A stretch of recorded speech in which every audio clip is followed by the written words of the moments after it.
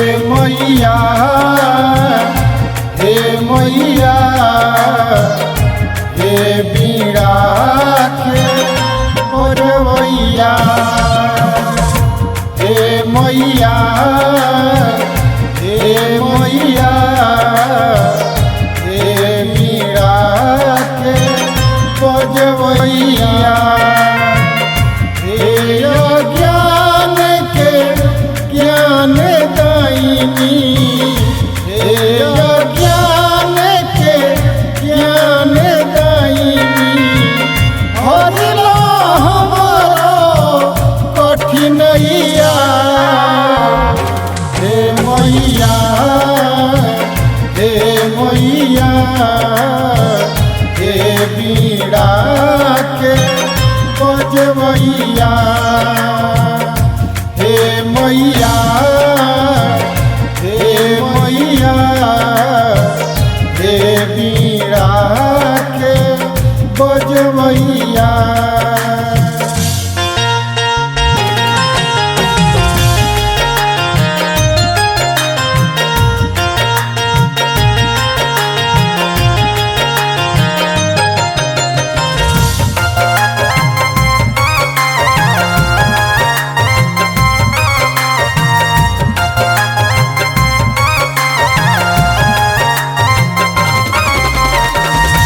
वेद पखाने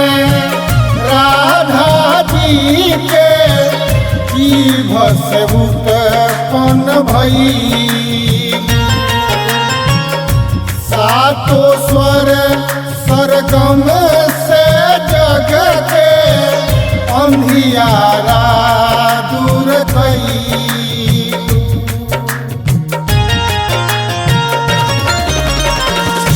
वेद बखाने राधा जी के जीभ से उत्पन्न भई सातो स्वर सरगम से जग के अंधियारा दूर गई राधा धिया विष्णु प्रिया राधा धिया विष्णु प्रिया जिया के खुश करवैया हे मैया हे मैया हे बीड़ा के बजवैया हे मैया हे मैया हे बीड़ा के बजवैया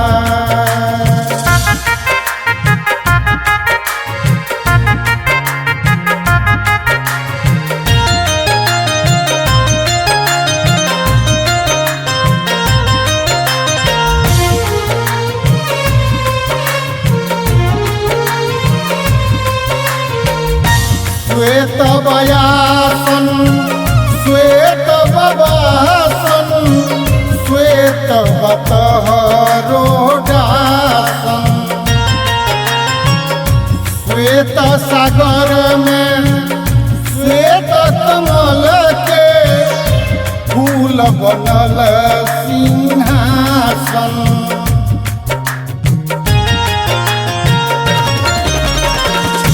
श्वेत बयासन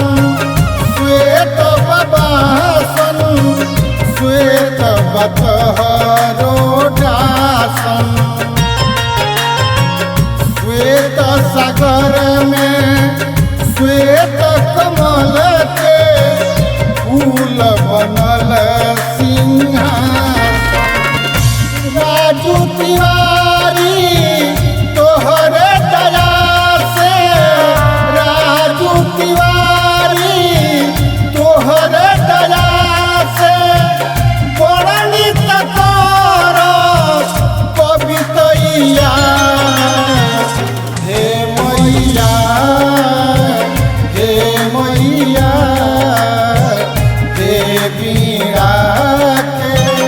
बजवैया हे मैया मैया